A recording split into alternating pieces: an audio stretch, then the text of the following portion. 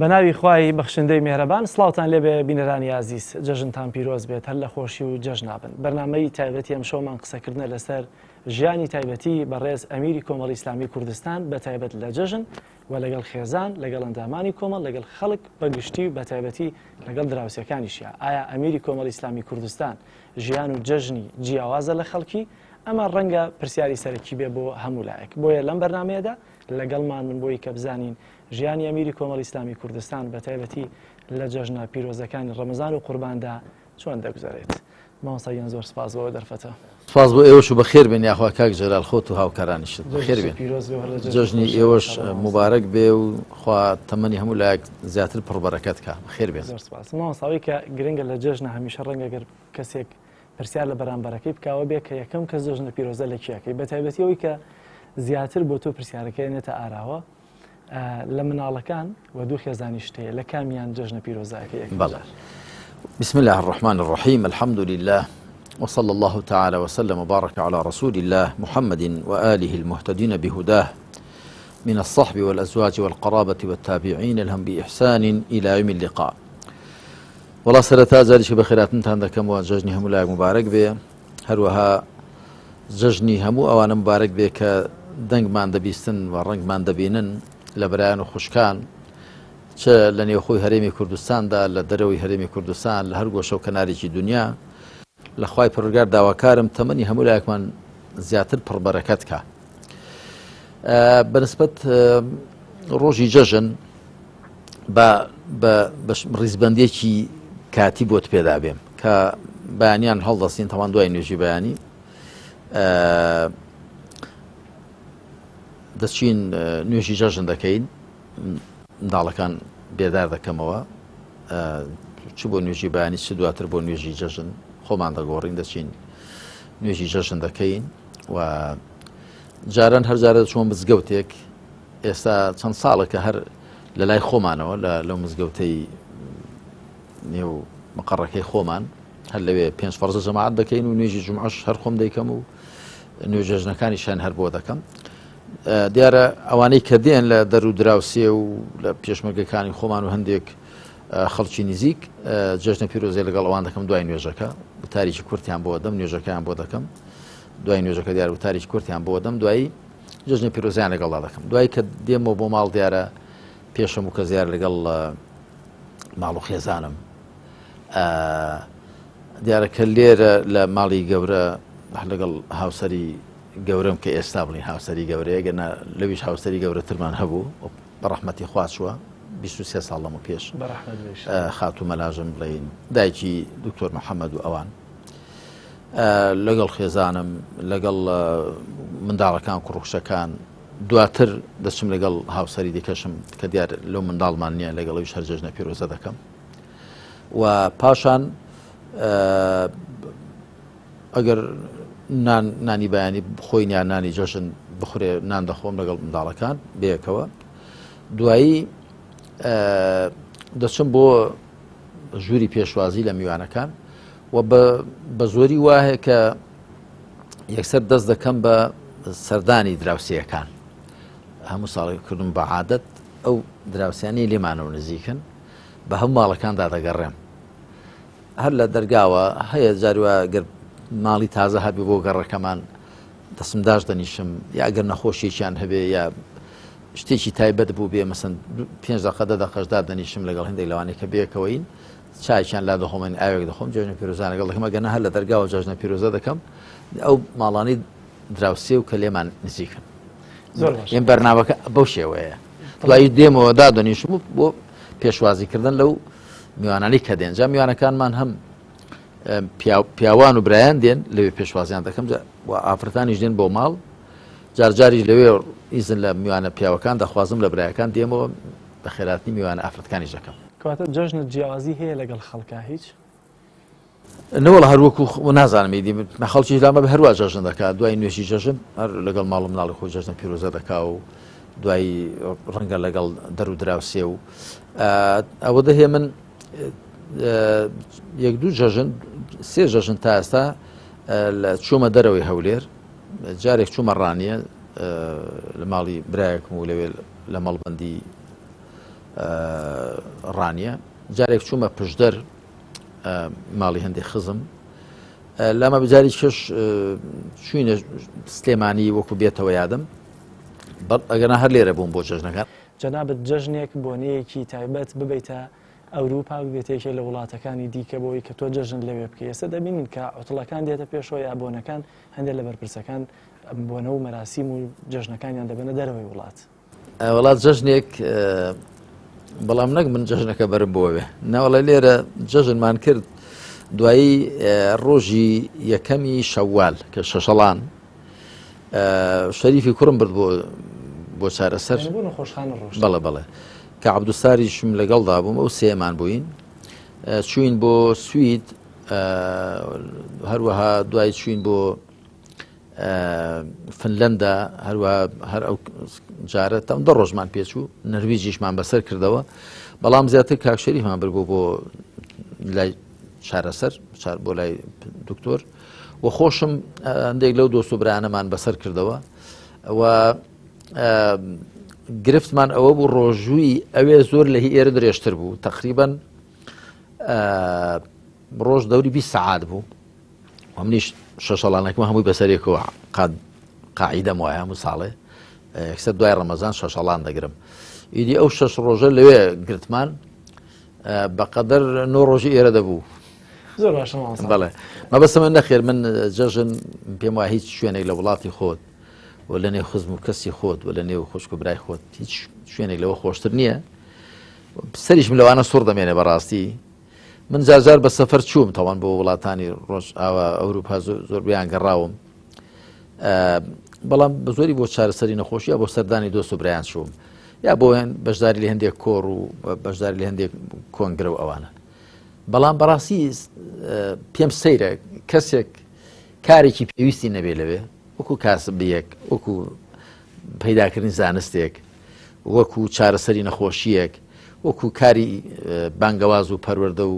پێویستکە ئەو لەوێ بێ یا بۆ سیری ڕەحم و بەسەرکردنەوەی خزمان و دۆستان ئەگەر نا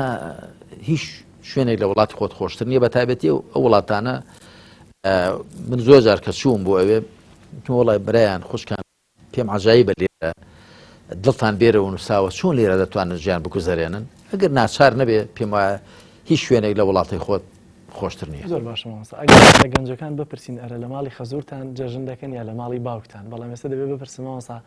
لە دوای مەراسیمەکانی جەژن لە سەرەتای ڕۆژ دوایی سەردانی ماڵە خەزوورانی شت دەکەیت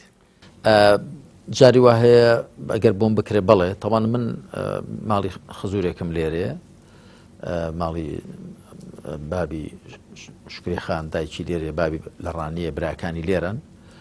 بەڵێ ئەوانیش دێن منیش دەچم بەڵام زیاتر ئەوان دێن بەڕاستی ئەوان زیاتر بۆیان دەگونجێ بەڵام منیش هەر دەچم بڵێ دیارە ماڵی خەزووری دەکەم لە سلێمانیە وە خزمەکانی خێزانی ڕەحمەتیشم تەمان لە ڕانیە بوون ئێستا بە زۆری ئەوانیش دوو مامی دوو خاڵی هەبوون وەفاتیان کردووە بڵێن سێ برای هەبوون دوانیان وفاتیان کردووە لە چاخوڕنا خێزانی ڕەحمەتیم مامی حوسێنی ماماغا بڵێن وفاتی کردووە تا هەبوون ئێستا لەگەڵ لقوپۆپەکانی هەر پەیوەندی و خزمەتیم هەیە دیارە من زیاتر سەردانی ئەوان دەکەم ئەوان ڕەنگە کەمتر بۆیان بگونجیان هەیە بەدەستیان گیراوە بە کار و کەسابەتیان نەخۆ نازان من کەی مەژالم دەبێ هەروەها خزمانی دیکەش بەڵام بەسەر دەکەمەوە نەکرد بڵێ ماڵە خەزوور و ئەوانە هەموو ئەوانەی کە چاوەڕوانیان لێمان هەیە خۆت دەزانی کچمان هەیە شویان کردووە مەسەن کوڕێکم ژنی هێناوە ئەوانی کە ئینشاڵڵا دەبێ دەستی لێ بجۆڵێنن سێ خوشکەم هەن سێ برام هەن پور و خزم و دۆست و ئەوانە هەن تەمە چاوەڕوانیان لێمان هەیە هەوڵ دەدەم کە کەم تەرخەم نەبم لە سەردانی خزم و دۆستان بە پێی ئەوەی کە بۆم دەگونجێ زۆر باشە مامۆستا ئەوەی کە زیاتر ڕەنگە ژنان پرسیاریان بێ لەسەر مامۆستا دوو خێزانی هەیە بەڵام دەبینم لە نووسین و کتێبەکانتە لە قسەکانتە کاتێ باسی خێزان دەکرێت زۆر باسی خاتومەلاژنی ڕەحمەتی دەکەیت بەڵێ و ئێستا زۆر بای ژنیش دەڵێ پیاوی ئەم زمانە بێوەفایە بۆچی هێندە باسی ما خاتومەلاژن دەکەی نامیلکەیەکت دەرکردووە لە کتێبەکە زۆر باسی ئەو دەکەی کە تایبەت لە یادداشتەکانم دە باسی دەکەم چەند مەڵەوێک لە خەرمانی تەمەنم کاکە جەلالەدین من ئەوەی کە بێوەفا بێ بەرامبەر بە خێزان و ماڵ و خێزانی خۆی نەک مسلمانی تەواونی هەر مرۆڤی تەواویش نییە. جا دەڵێن کاتی خۆی کاگناسەری سوبحانی بە ڕەحمەت بێ چۆ بۆ یەکێ لە وڵاتانە ناوی نێنم باشە وڵاتە دوای لیان پرسیوە کاک ناسر مەمەسە ناسر چۆنت بینی توێتی وڵای خەڵکی ئەو وڵاتە نەک نەبوونە مسلمانی چاک جارێ هەنەبوونە مرۆڤی چاکیش. ڕاستیەکەی من پێم وایە پیاوێک بەرامبەر بە هاوسەری خۆی بێوەفا بێ وەکو گوتم ئەوە نوقسانێکی گەورە لە مسلمانەتەکەیدا هەیە بەڵکو لە مرۆڤ بوونیشیدا هەیە هەروەها ئافرەتی بە هەمان شێوە. بۆ چونکە خوا سوبحانەهو وتەعالە ئەوە باسی ژن و مێرد دەکات دەفەرمێ هونە لیباس لەکم وئەنتم لیباس لەهن ژنەکانتان پۆشاکن بۆ ئێوە ئێوەش پۆشاکن بۆ ژنەکانتان. چ شتێک لە تۆ نزیکتر لە هەموو شتێک پۆشاکی تۆ. ئافرەت هاوسەر لە هەموو کەس لە پیاو نزیکترە پیاوی لە هەموو کەس لە هاوسەری لە ژنەکەی نزیکترە. جا تۆ کەسێ زۆر لێت نزیک بێ دەبێت زۆر ئاگا لێ بێ. من بۆیە زۆر باسی هاوسەری ڕەحمەتیم دەکەم خاتون مەلاژن کە من ئەو نازناوم زیاتر بۆ بەکاردەهێنا ئەگەر خۆی ناوی ڕوخسار بوو ڕوخسار ئیبراهیم ماماغا لەبەرەوە کە ئەو چەند ساڵە کە بێکەوە بووین من لە ساڵی 84 بوو بە هاوسەرم لە سەرەتای 84 و لە 96 تقریبا مانگی 96 کۆچی دوایی کرد واتە 12-13 ساڵ بێکەوە بووین و 6 منداڵمان هەبوون دووشی دیارە لەبەر چوون یەکێکیان لە قەڵاتوکان یەکێکیان لە کاتی کە وەفاتی کرد. ئەو هاوسەرم تاڵی سوێری زۆری لەگەڵ مندا بینی بوون و حەقیقەت پاڵپشت و پشت و پەنایەکی زۆر محکەم بوو بۆ من و ئیسفادەم لە عەقڵی دەکرد و زۆر دڵسۆز بوو و ماڵم لە هەر شوێنێک بووە ئەویشم لەگەڵ خۆم بردووە بۆ ئەوێ لە سەرسیان سەرەتا ماڵمە لە ڕانیە بوو لەگەڵ ماڵی بابم بوون دوای ماڵم گواستەوە بۆ سەرسیان گوندی سەرسیان لەگەڵم بوو چوینە گەڵۆی ماخۆ بزنان لەوێ مەلایەتیم کرد ساڵ و نیوێک لەگەڵم بوو دوای چوینە قەڵاتوکان هەر لەگەڵم بوو. ئەمجا دوایی لە نەغەدا لە دێڵزێ لە خدراوێ لە سەردەشت لە مەریوان لە ئەحمەداوا لە هەر شوێنێک ماڵمان بوو بێ ئەویش تەواان نەئی نەبووە. بە هەر حاڵ پێم وایە کە دەبێ ئینسان چاکەی یەکدی لەبەر چاو بێ بە تایبەتی ژن بۆ مێرد ئەگەر چاک بێ پاڵپشتێکی زۆر چاکە ئەگەر خوا نەخواستە خراپیش بێ پیاو دەڕوخێنێ وەکو دەڵێ ژنیش هەیە و ژانیش هەیە ئەنجا بە پێچەوانەشەوە دیسان لە بەرامبەریدا پیاوی شێ و پیاویلکەش هەیە. بەڵام من پێم وایە پیاوی جوامێر و بە شەهامەت ئەوەیە کە وەفادار بێ بۆ هاوسەری خۆی و چاکەی هاوسەری خۆی لەبیر نەچێ و ڕۆژانێک کە پێکەوە گوزەراندویانە لە بیری نەچێ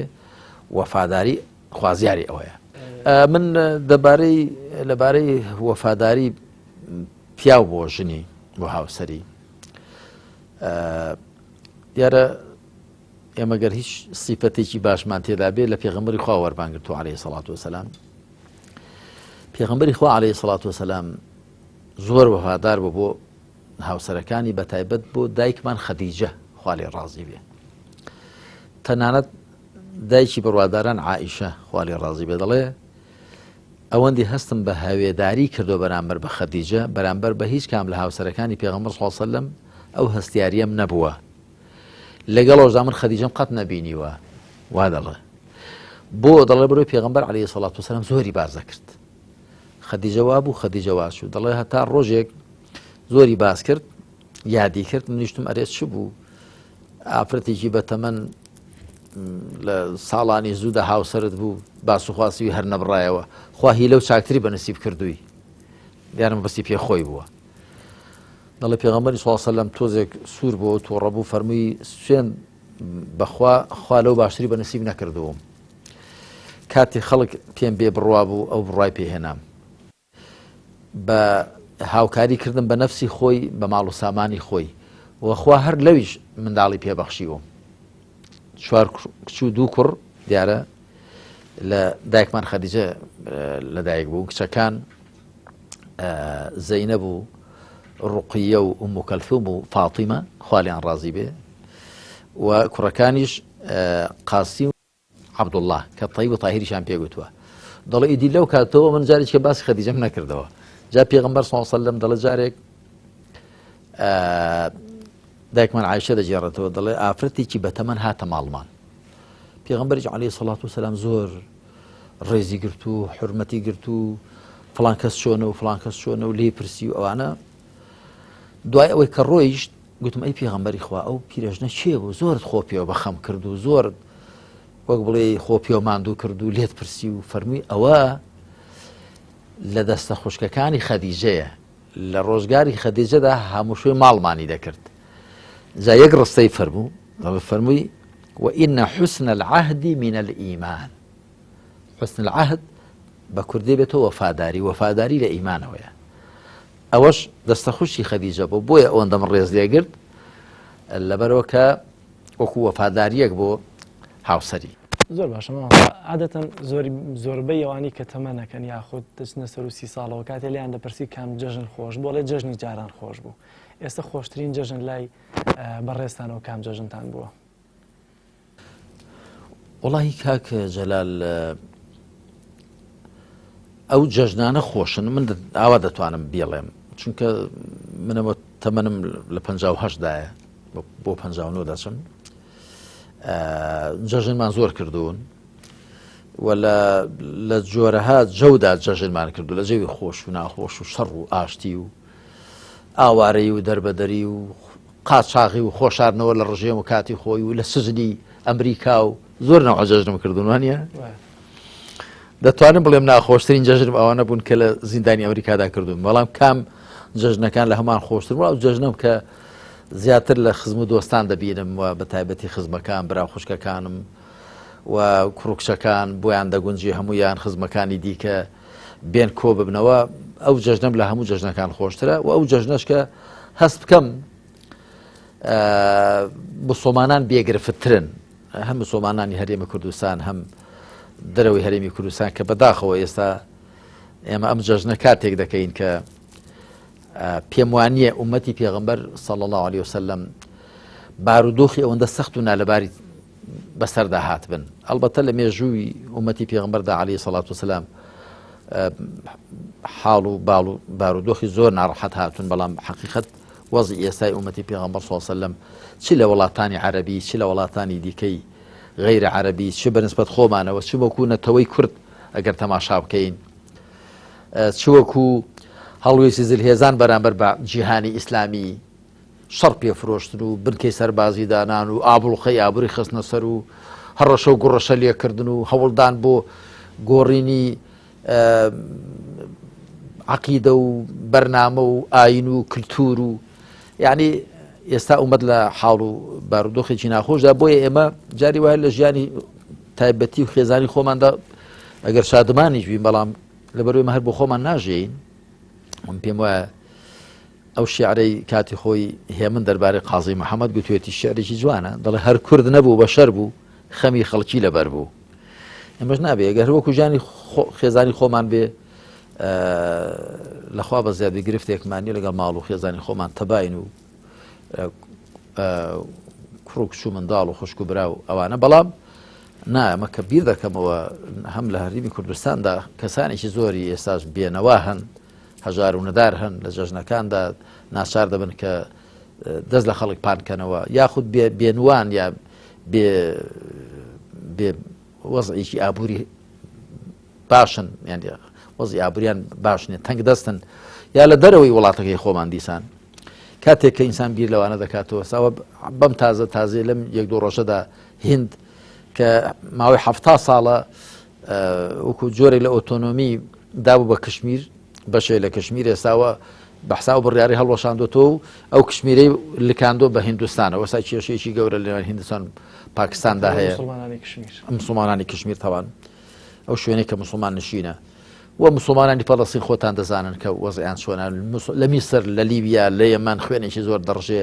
لە سووریا ڕۆژانە خەڵک دەکوژرێ لە عێراق کێشە و ئاڵۆزی هەیە لە نێوانی تورکیا و ئەمریکادا لە نێوانی ئێران و تورکیادا لە نێوانی کوێ و شوێدا ینی کاتە ئینسان کارێک دەکات لەگەڵ ئەو ڕووداوانە کە دەبێت کارێک بکەین ئەمە نابێ هەر لە بازنەیەکی تەستی خۆماندا بژین بەتەکیید وەزعی ئومەت کاتێک کە ئاوا دەبینی ئەگە خۆشت گرفتت نەبێ بەڵام ئەوە هەموو گرفتن بۆ تۆ زۆر باشە مامۆستا جاری وایە جەولەیەک دەکەی 4-5 ڕۆژت پێ دەچێت لە پێنجێنەوە بیگرێت تا دەچیتە گەرمیان و کەلار و چەمچەماڵ و سلێمانی و هەمووەمانە 4-5 ڕۆژ دەمێنیتەوە لە هەواڵەکانان ڕەنگە بە تایبەتی ژنان ببینن کە مامۆستا ئەمڕۆ لە پێنجێنە بەیانی لە هەڵەبجێ دوو بەیانی لە کەلارە ئەم پرسیاریان بۆ دروستەوێ ئەی کێکەوێتەوە لای ماڵ و منداڵی کە دیتەوە ماڵ و منداڵیش لێرە دووبارە زۆر دەبیستین مامۆستا بەس خەریکی نووسینە یا میوانداریە یا کۆبوونی سیاسیە لێرەش ئەمە خێزانەکانت گلەی لێ ناکەن واللهی لەخوا بە زیادی خێزانەکانم الحەمدولillah ئەهلی دین و ئەهلی تەقوان مسلمانن ئەهلی قەناعەتن و تەقدیری بارودۆخی منیش دەکەن و کاتی خۆشی کە دیارە من هاوسەرگیریم لەگەڵ کردوون وەزعی منیان لەبەر چاو بووە و من پێم گوتون کە من ناتوانم تەنیا بۆ ماڵ و خێزانی خۆم بژیم حقیقت ئەگە خوا لێ ماخۆ بکەمە بۆ خوا دەژین قل إن صلاتي ونسكي ومحياي ومماتي لله رب العالمين لا شريك له وبذلك أمرت وأنا أول المسلمين إما بۆ خوا دەژین و لەبەر خوا لە پێناوی خەڵکدا دەژین إن شاء الله لە پێناوی بەختەوەرکردنی خەڵکدا لە پێناوی بەرچاوڕوونکردنەوەی خەڵکدا بەڕاستیەکانی ئیسلام لە پێناوی ڕاستکردنەوەی لاریەکانی کە لە خەڵکدا دەیبینین لە ڕووی بووناسیانەوە لە ڕووی ئیمان و عەقیدەیان لە ڕووی هەڵسوکەوتی خێزانیان هەڵسوکەوتی شەخسیان و لە ڕووی ڕاستکردنەوەی بارودۆخی و ژیان و گوزەرانی سیاسی و ئیداری ئەم خەڵک و وڵاتە ئێمە دەزانن کە بۆ ئەوە دەژین و حقیقەتم ژیانێکی فراوان دەژیم ژیانێکی بەرتەسک لە چوارچێوە ماڵ و خێزانی خۆمدا ناژیم لەبەرەوە ئەوانیش دیارە خوا پاداشتیان داتەوە یعنی لەگەڵمدا هاوکارن دەستبارگرن و تەقدیری وەزعی منیش دەکەن جارجاریش هەر دەبێت تاوان پرتۆ بۆڵە دەنگە دەنگێکی هەر دەبێت بەڵام کە بۆیان ڕوون دەکەمەوە و ئێمەش دەبێت سینگ فراوان بین یعنی بازە پیاوێکم پێ سەیرە کە هەر دەگەڵ خێزانی نێوچاوی گرش کرد یا قسێکی بە زۆرێکی کرد ئەوی ژۆکو وەکو هەنارە ترشە بەڕوویدا بتەقێتەوە ئینسان دەبێت بارقوڵ بێ سینگ فراوان بێ جا ئەوە شتێکی هێنامەوە یاد بۆتان بژێر بۆ باشە ڕۆژە پێغەمبەر صلی الله عليه وسلم لە ماڵی خاتو عایشەی هاوسەری دەبێت هەندێک میوانی دێن چەند پیاوێک لە هاوڵان خوالیان ڕازی بێ خواردنێکی وایان نابێت لەوێ بیان دەنێ لە ماڵیشی لە هاوسەرەکانی خواردنێک دێنن دیارە لەسەر دەفرێک دەبێت کە دەبێ وەکو مادەیەکی خەزەف بوو بێ یا شوشە بوو بێ گۆش دەبێ دایکمان عایشە کە لەوێ ڕاو خواردنە دێن بۆ میوانانە دیارە غەیرە دەیگرێت هەستیاری دەیگرێت دەستێک لە قاپەکە دەدا قاپەکە دەشتێ و گۆشتەکەش دیارە دەبێت شوێنیی خاوێن بوو بێ دەکەوێتە گۆڕێ پێغەمبەر عەلەیهی سەڵات وەسەلام هیچ خۆی شلوێ ناکا قاپێکی کە دێن یا شتێک دێنێ گۆشتەکەی لەسەر کۆ دەکاتەوە دیارە شوێنەکەوانە بە پیس بێ دوایی دەڵێ غەڵضی بەت ئومکوما ئەوە دیارە دوو میوان بوون دەڵێ دایکتان تووڕە بووە هەر ئەوەندە دەفەرمێت دوای بە دایکمان عایشە دەڵێ قاپە تازەکەی خۆت بنێرە بۆ ئەو هاوسەرەی دیکەم قاپەشکاوەکە با بۆ تۆ بێ چکە تۆ قاپەشکاندووە تەواو سەری دێنێتەوە جا ئەوە دەمگوێت ئەوە پیاوێکی ئەم زمانەی ئێمە بە ئاوا خێزانی واوکە دەبێت چیە کرد ماڵی باوکە سەری دێنێ زۆر باشە مامۆستا سەبەر بە ژیانی تایبەتی خۆت ڕەنگە ئێستا بینەرێک کە زۆر جار ماڵەکەی مامۆستا عەلی باپیری بینی بێت ئەوەی کە گوڵێک لەولاو ئەم مێزەوە دیکۆرێکی جوانە بەڵام ڕەنگە پێی وا بێتتر ئەمیری کۆمەڵ ئیسلامی شاهانە دەژی هەرچەندە ڕەنگە بەشێک لە بەرپرسەکان بێ ئەمە ئاواتە خوازین ماڵی ژووری میوانەکەی ببینین کە بزانین چۆن یا کتێبخانەکەی یا ناو ماڵەکەی ببینین بزانین چۆنەوەم تا ئێسش دەرنەکەوتووە تەنانە زۆر جار ناو حوشەی ماڵەکەشی بە تەواوەتی نابینین بەڵام دەبێت بزانم ژیانی تۆ تەنها مندێکە لە میدیاکانە دەرکەوتووە ئایا جیاوازیەکەی هەیە لەگەڵ وەڵای کاکە جەلال ئێمە لەخوا بەزیاد هیچمان نییە پێمان عەی بێ خەڵک بیبینێ وەکو گۆشتی سەرچەپەرێ خۆمان دەخەینە گۆڕێ چین ئاواین ئێمە ژیانمان وەکو ژیانی خەڵکە تەوانە و ماڵانەی دراوسێمان هەیەنە دوکاندارە هەیەە چیان کارگەی ئاردی هەیە لە کارگەی ئاردیژەکە نازەمی خۆتی یان کاری دەکاویدی کە دوکاندارەویدی کە خانەنشینەویدی کە کارمەندە بازرگان یعنی ئێمە لە نێو خەڵکداین و خەڵک وێلای هەیە ئێمە ئەو حەدیقەی بەردەمان دەبینی ئەوەی شارەوانی من ئەوە بۆ خۆمان کردومان بە ویلای خۆمان و خاتو شکریە خوا پاداشی داتەوە ئەو زیاتر خزمەتی دەکا و سەرپەرشتی دەکاتەوەوانە چیمانمان لێت شاندووە و بابم بە ڕەحمەت بێدا بنکە هەنجیرێکی لێت شاندووە ئێستا هەنجیری پێوەن دوو دارمیومان لێت شاندووە کە پڕمان بۆ کردوون و من جازار ئێواران دەچم لەوێ کورسی و مێزەی لەوێ دادەنێم نووسینێک خوێندنەوەی شتێک بێ یا جارێ هەندێک میوانی بە پەلەم لەوێ مەسەلەن ئاگەم میوانەکان کەم لەوێ بەڕێیان دەکەم بەڵی شارەوانیشە ئێمە ژیانی خۆمان لە خەڵک زیانە کردوێتەوە و بە پێچەوانەوە من پێم وایە ئەوانەی کە ژیانی خۆیان لە خەڵک زیاد دەکەنەوە دەبێت زۆر نامڕتاح بن لە کاتێکدا کە دەبینن خەڵک چۆن دەژیە بۆیە پێغەمبەر صلی الله عليه وسلم هاوسەرە بە ڕێزەکانی خۆی ئەو کاتەنوو هاوسەری هەبوون هێنانیە سەر واز لێ هێنان ئەگەر سوور بن لەسەرەوەی کە شێوەی ژیانیان لەو شێوە دنیا بەکەم گران و سادەیەوە کە پێغەمبەر صلی الله عليه وسلم بۆی دیاری کردبوون بیگۆڕن بە شێوەیەکی دیکە يا أيها النبي قل لأزواجك إن كنتن تريدن الحياة الدنيا وزينتها فتعالين أمتعكن وأسرحكن سراحا جميلا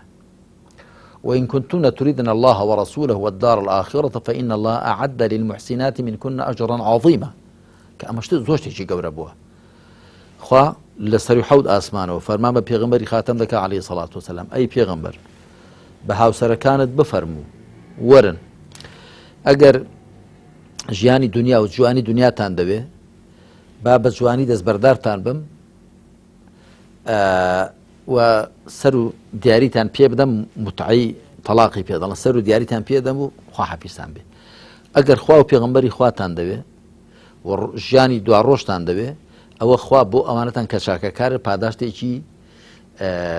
پڕێز و حرمەتی بۆ داناون واتە لەگەڵ من قەنەعات بکەن کە دوایی هەر نوع هاوسەرەکەی خواریان ڕازی بێ بە دایکمان عایشە دەست پێ دەکا تەوانەوە لە صحیح بوخاری مسلم داهاتووە ئێواتە ڕوونکردنەوەی ئەو ملابەساتە کە ماتی تیا دابەزیوە کە دەڵ لە مرۆوە دەسی پێکتی ئای عایشە خوا سوبحانەهو وتەعالە ئەم ئاتێ بۆ ناردوومە خوار کە ئێوە سەرپشە کەم پێتان خۆشە لەگەڵ ژیانی زاهیدانەی من بگوزەرێنن یا ژیانی دنیاتان دەوێت ئەگە ژیانی دنیاتان دەوێت من ناتوانم ژیانی خۆم بگۆڕم ئەوە دەست بەردارتان دەبم ئەگەر قەنەعەتیش کرد دەتان هێڵمەوە لای خۆم دەڵێ بەڵام پێغەمبەر پێی فەرمووم عەلەیهی سەڵات وسەلام ئەی عایشە پەلەمەکە تا ڕاوێژێ لەگەڵ باب و دایکت دەکەی دەڵێ منیش وتم ڕاوێژ لەبارەی مانەوە لەگەڵ جەنابەت لەگەڵ دایک و بابم بکەم جا ڕاوێژی بۆ چێ من خوا پێغەمبەری خوام دەوێ دەڵێ پێغەمبەر صلی الله عەلەیهی وسەلەم دڵخۆش بوو دەڵێ بەڵام پێم گوت ئەی پێغەمبەری خوا ئەوەی کە من گوتم بە هاوسەرەکانی دیکەتی مەڵێ ئەویش فەرمووی خوا منی نەناردووە شت لە خەڵک زەحمەت بخەم هەر کامێکیان لێم بپرسێ دەڵم عایشە ئەوەی هەڵبژاردووە ئەویش خوا بدووسێ هەوەی لە کۆڵ بنەوە مەبەستەمەوەیە کاکە جەلال ئێمە دەبێ هەوڵ دەین حەقیقەت وەکو خەڵک بژین و وەکو خەڵک بژین واتە ینی حاڵەتی میانجی خەڵک من هەوڵ بداوا بم نەک چاومان لە ڕووفاهیەت و خۆشگوزەرانی بێ هەرچەند ڕەنگە خەڵکی وا تەسەوورکەن کە ئێمە وین ئەو برای خۆت جاری کە ڕەنگە باسم کرد بێ من لە حاڵەتی ئاساییدا ڕۆژی 24 ساعت یەکژەم دەکەم قەنەعەتیشی پێ دەکەم و من تا شتی سادە هەبێ پێم خۆشترە لە شتی دیکە و لە ڕووی پزیشکی و طبیشەوە خواردنە سادەکان باشترن لە خواردنی جۆرا و جۆر و چۆر و قەڵەوە ئەوانە کە خۆ دەبینی خەڵک هەموو دیاردەی قەڵەوی و کۆکردنەوەی کالۆری لە جیسمدا کە پێویستی پێنی ئەوانە مەبەستمەوەیە کەسانی کە ڕەنگە وا تەسەوورکەن ئێمە ژیان خۆ ڕێیەکی دوور نییە خەڵک دەتوانێت بێ و تەماشا بکا و هەمانە پەرلەمانتار یا وەزیر یا ئەمانن یا خانەنشین کراون تەنها ڕەنگە پەرلەمانتاری ئیسلامیش هەبوو بێ بۆ نمونە لەناو حیزبە ئیسلامیەکانە ئێستا جگەل لە خانووەکەی خۆی لەناو شارێکە خاوەنی ڤێلا و باخێک ئایا مامۆستالی باپیر خاوەنی ڤێلا و باخێکە ئەگەر لە دەرەوەی ئیسلامیەکانیش تێرکەین جگەل لە خاوەنی ڤێلا و باخەکە ڕەنگە لە ئەوروپاش باخێکی هەبێ شوێنێکی هەیە نەخێر من ئەم خانووە ئەویش خستومەتە سەر ناوی خێزانم وەکو وەفاداریەک بۆ ماندووبوون و ئەرک و زەحمەتی خاتو شوکریە خێزانەکەی ئەو دیویشم برایەکانی خانوویەکیان بۆ کڕیوە ئەویش دیارە خۆیان بۆیان کڕیوە خستوانتە سەر ناوی ئەو یعنی من لەم سەر عەرزی خوای یەک بستم نییە یەک بستە زەوی منێ نە خانوونە هیچ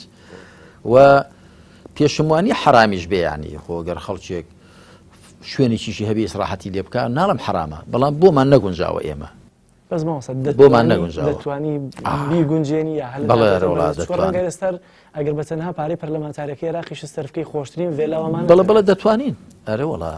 من تاوان پارەی پەرلەمانتاری عێراق ئەوەندەی کە حیزب دەمداتێ ئەوەندەیە کە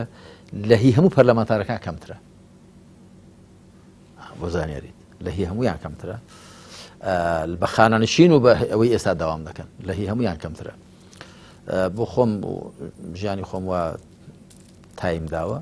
والحەمدولله هاوسەرەکانیشم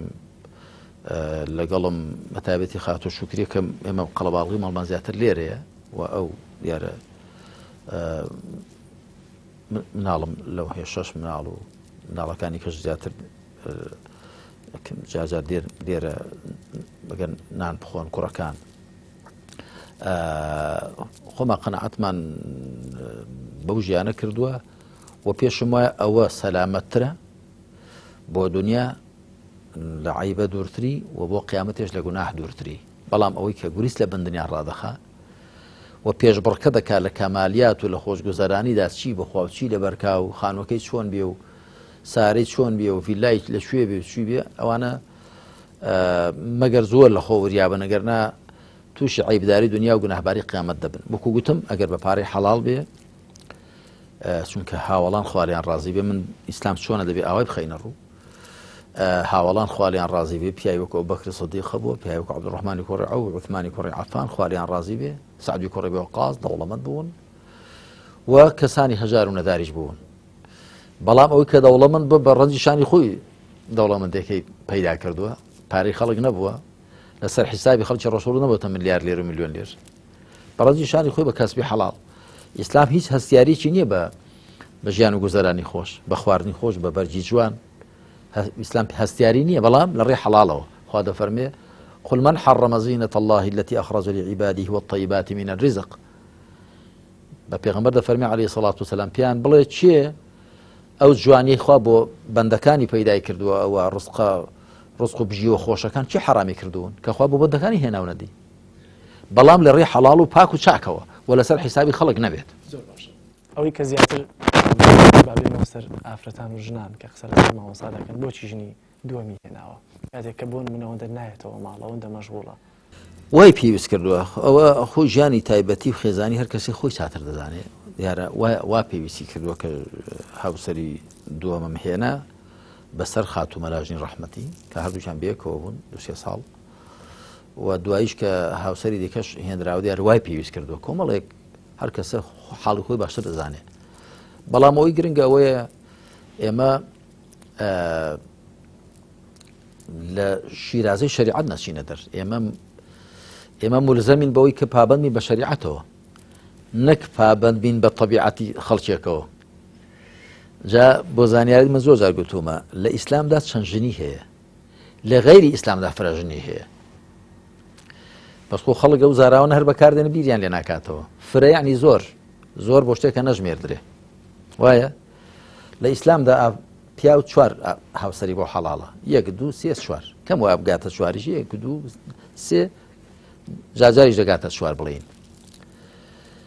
بەڵام فرەژنی لە غەیری ئیسلامدایە بپرسە لە خەڵکی ڕۆژ ئاوە بپرسە لە خەڵکی ڕۆژهەڵات و ڕۆژ ئاوە ئەوەی کە شەریعەت نەیبەستونەوە ئەو پیاوانە بزانێت چی دەکەن ئەو ئافرەتان دەخۆت چی دەکەن زۆر عیبە کەسێک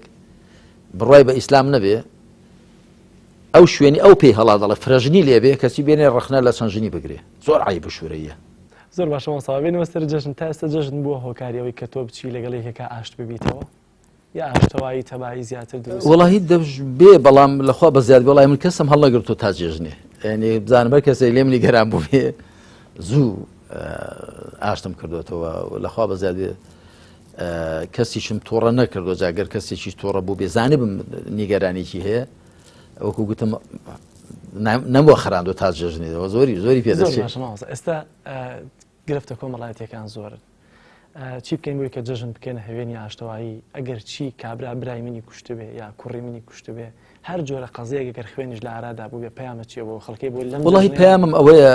فعلەن ڕۆژی جەژن دەرفەتێکی باشە ڕۆژی جەژن و ڕۆژانی جەژن بە تایبەتی ئەم جەژنی قوربانە کە ئەیام التەشریق دەبن بە چوار واتە ڕۆژی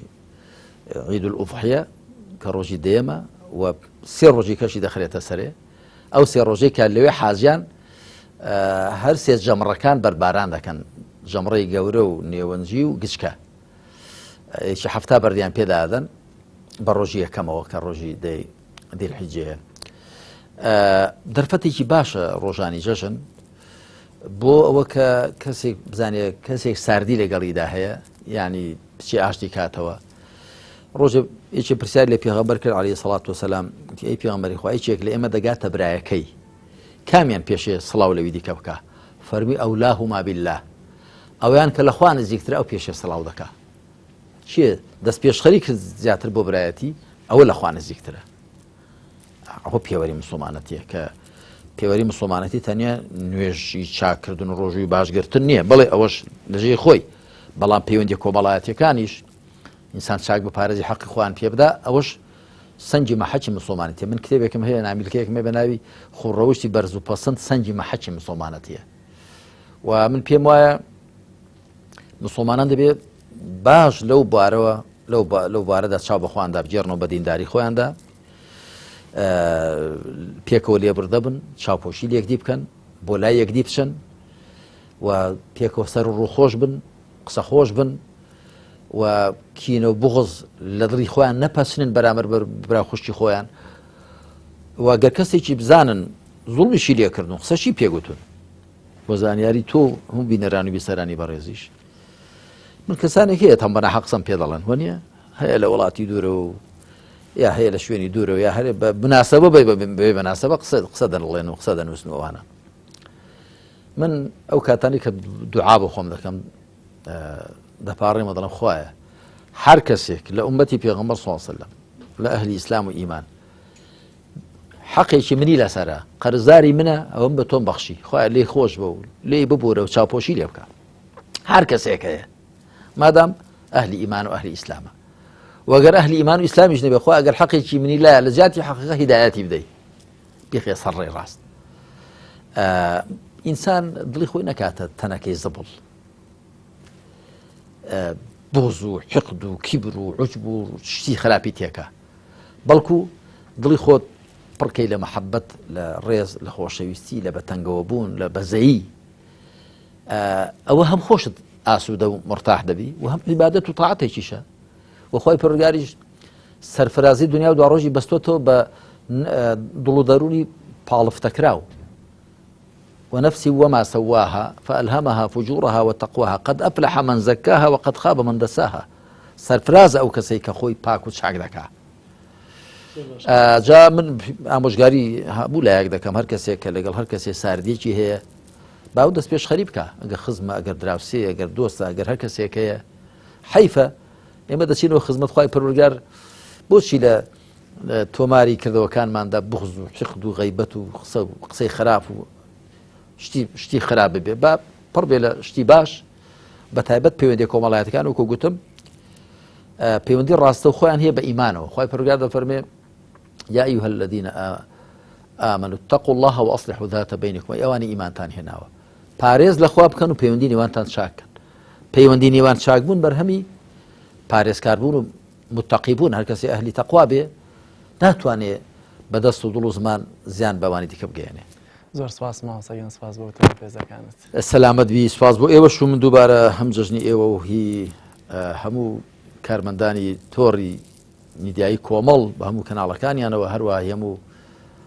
خوشک و برایانی هەرێمی کوردستان بە ورد و درشتیانەوە و دەرەوەی هەرێمی کوردستان و هەر کورد زمانێک لە هەر شوێنێکێ جەژنیان مبارەک بێت تااتیان قبول بێ خوا بە لوتف و کەڕەمی خۆی حاجەکانیشمان بە ساغ و سەلامەتی بۆ بجێڕێتەوە بەدەست و توێشووی پڕ و باشەوە. بینەرانی عزیز بەرنامەی تایبەتی ئەم شەویشمان بەم شێوازە کۆتایی کرا تا بەرنامەیەکی تر هەر لە جەژن و خۆشیابن ئەمانەتی خوابن.